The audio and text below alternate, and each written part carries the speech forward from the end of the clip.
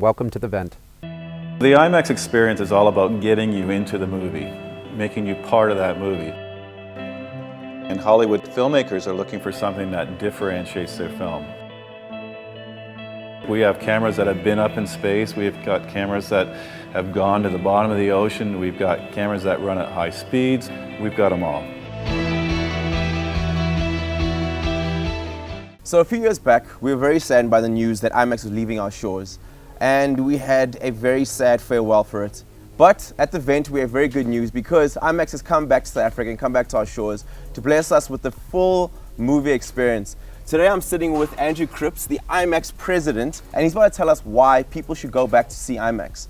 Andrew, welcome to the event and thank you for coming. Thank you. Okay, a lot of people have experienced IMAX, but for our viewers, and there are some, it did leave before we could actually experience it. Could you tell us what is the full experience of IMAX?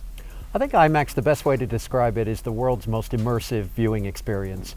So what we try to do at IMAX is instead of just feeling like you're watching a movie, we want you to feel like you're part of a movie. So it's a big giant screen, we bring the screen closer to you, it's curved, we use 2 digital projectors to get as much light on screen as possible. It's an IMAX proprietary, very powerful sound system. We digitally remaster every frame of footage that goes on there so that when you watch the movie, you know, it fills your peripheral vision and you feel like you're part of the action. How did the idea of IMAX come about? How old is the company and where did it start? IMAX actually is 44 years old, believe it or not, and it actually started out, its roots are in documentary filmmaking and showing it on the biggest canvas possible. And the first time IMAX was shown publicly was at the Osaka Expo in 1970.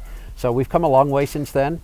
I think one of the big transformations for IMAX, there were 2 actually. The first one was the conversion to Hollywood movies. So instead of just doing documentaries, finding that process to take Hollywood's best and brightest films and convert them to the IMAX process.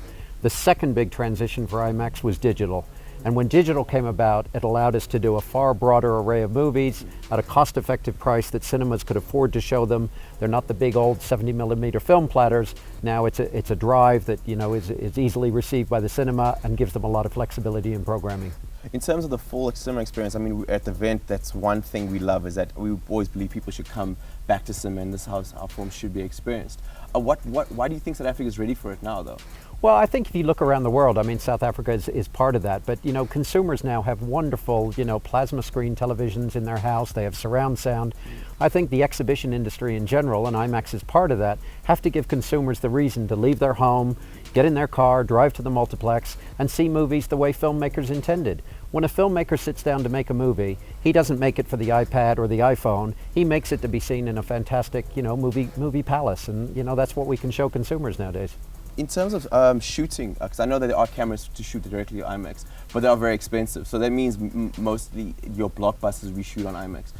How are you guys trying to combat that in terms of creating cheaper cameras for that so that your everyday kind of filmmaker can make a film for IMAX? Yeah. Is that something you're looking into? It is. So IMAX is an end-to-end solution. So we can offer, you know, a filmmaker, he can shoot his movie in IMAX. So Michael Bay has shot Transformers 4, or large parts of it, with the new IMAX digital 3D camera.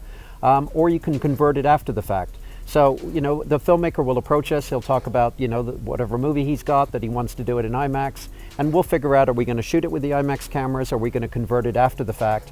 And if we do that, then it's, you know, it's a proprietary process. We digitally remaster every frame of footage that goes up on the IMAX screen, but the director's got that in his mind when he's shooting the movie, so he's shooting it for the big, broad IMAX canvas. Do you not think that directors need to go back to school to kind of learn how to shoot in IMAX? Because, I mean, it's a completely different experience. Yeah. It is a different experience. You know, we have a number of directors, Chris Nolan being a great example, who's got Interstellar coming out. So he loves the old IMAX 70mm film cameras.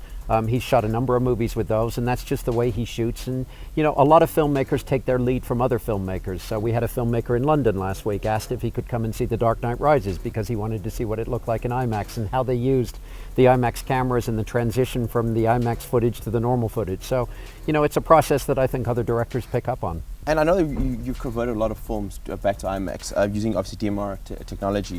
Are there any films that you'd like to see us convert back to? I think the one that I've always wanted to see, and the one we're actually talking about at the moment, it might happen, it might not, was Gladiator. I went to a screening of Gladiator a couple of weeks ago in London, and I just thought, what a perfect movie for IMAX. It's got all the right elements, and, you know, the big broad canvas, great battle sequences. and I think it'll look beautiful in IMAX, so hopefully one day. In terms of success around the world, how many IMAX theaters do you guys have? We've got 840 theaters now around the world in 57 countries. You know, we've seen dramatic growth, and I think that goes along with consumers wanting, you know, the best possible movie-going environment if they're going to go back to the multiplex to see movies. Do you think the progression of technology, like television, obviously, I mean, you know, HD television, do you think it's kind of helped or hurt cinema? I think it's raised the bar for cinema.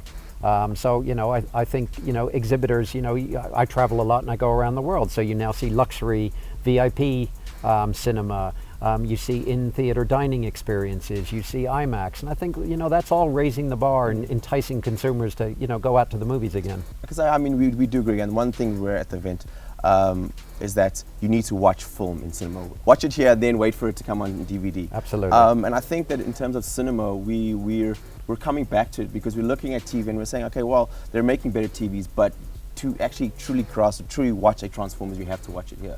Are there any other big films coming out this year that are going to be viewed on IMAX? Well, the ones I'm really excited about are Transformers because Michael Bay shot with the new IMAX 3D camera, so I'm fascinated to see what that looks like.